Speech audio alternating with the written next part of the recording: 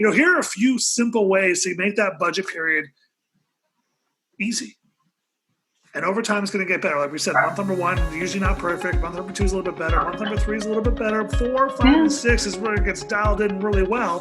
But each time you can do something like that we're about to talk about. So I'll give you a few of my tips here. I'll give you kind of the things that we were doing during our budget meeting. So every month we would set up the date and the time that we would meet. Now, if you're single, set up a date and time that you're going to do the budget. Yeah. And maybe you do a budget, this might sound nerdy, but maybe you do like a budget party and you invite a friend or two to come over and do the budget with. Yeah. Okay, that's kind of cool. So we would set a date or time. Usually we would do it a day or two before the month ends and kind of start to project for next month, because remember, we want to do it on purpose before the month begins, right?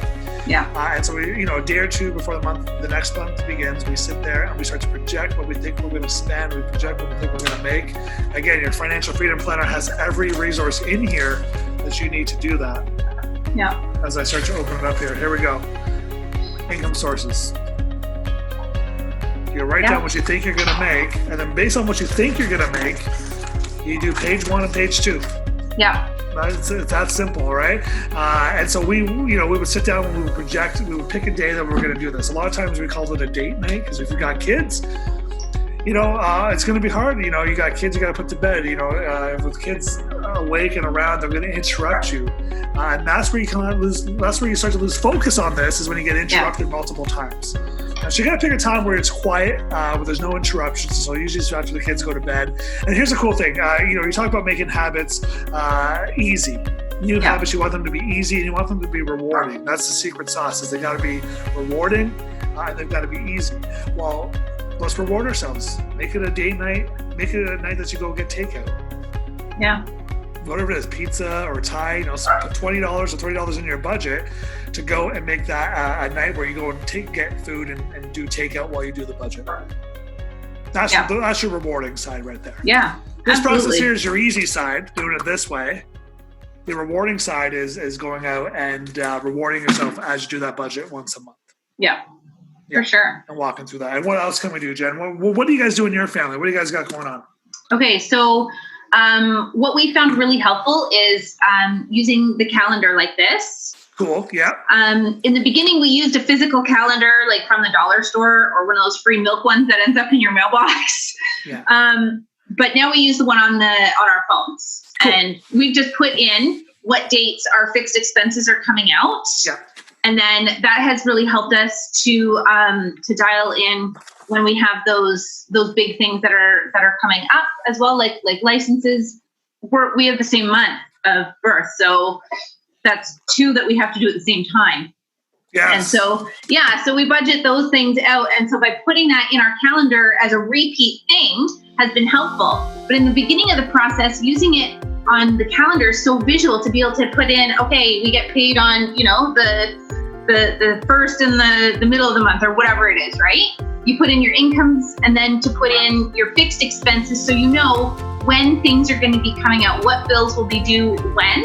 And that really helped us to budget out, to know too, if the beginning of our month was a bit heavier for, mortgage and utilities and insurance and those things, then we knew that we had the ability to put a little more cash in our envelopes closer to the end of the month for our more variable expenses like clothing and, miscellaneous entertainment, some of those. Yeah, make it visual. Exactly. Yeah. Because when we could see it and we could look at it together, that is where we started to make some change, because it was forcing us to communicate looking at the numbers together. Yeah. Yeah. And even at the back of the book here, we got what we call it here. We call it expenses month by month. Yeah. So if you're kind of like, I'm not sure, what's different with this month versus other month, hop on this back here and it's going to show you, common expenses that happen that are set for each individual month. Yeah. Things that happen in July are different than a lot of things that are going to happen in October or February even, right? Yeah. So this is another resource you have that you can go look through and kind of get the aha, oh yeah, we forgot we're going to have that this month. We're going to have that this month.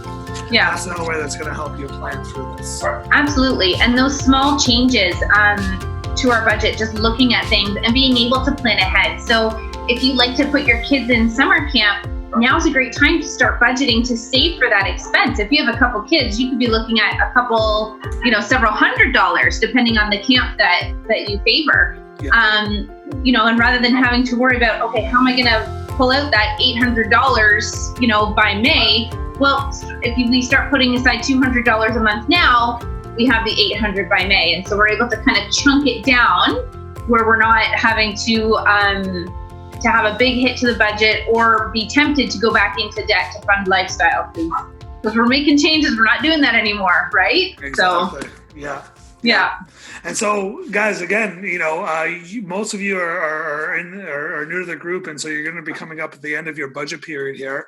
And so, what you want to do again is set that date night, that night where you're, with your spouse, with the kids going to bed, or if you're single, even with yourself, get some takeout, a little glass of wine or whatever it is you're going to do here. And what you want to do here is you want to figure out what you've actually spent for the previous month. And that's what you're going to do on your other column there, the actual spend side. And then you're going to take that information and you're going to add it to your next month. I plan to spend $300 in eating out. Oh my gosh, I did $6. Yeah. The conversation you have with yourself now is, wait, do I give myself a $600 budget, or do I need to cut it back and say 300 is our limit? Yeah. And then go from there. Yeah. That's the conversation you're going to have. And the great news is you can do your actually spent, and you can do the budget for the next month all in one meeting. Yeah, that's true. 20 minutes. It takes 20 minutes to usually do both. Yeah. 20 to 30 minutes to get both of them dialed in. For sure. Absolutely. And like you said, the great thing about, looking at that second column there about your actuals is that it gives you that opportunity to look at your spending, to look at your habits and make those small adjustments, because it's those small adjustments that over time are going to get you some big, big wins. Absolutely, guys. Absolutely. So go out and win with your finances. Remember, if you fall off here, get back on. Taking one step forward is called making progress, and you can make progress. Make your finances, make your budget obvious, make it rewarding, and make it easy. That's how you get to win with this stuff, and that's how long-term you will become what we call a financial Jedi.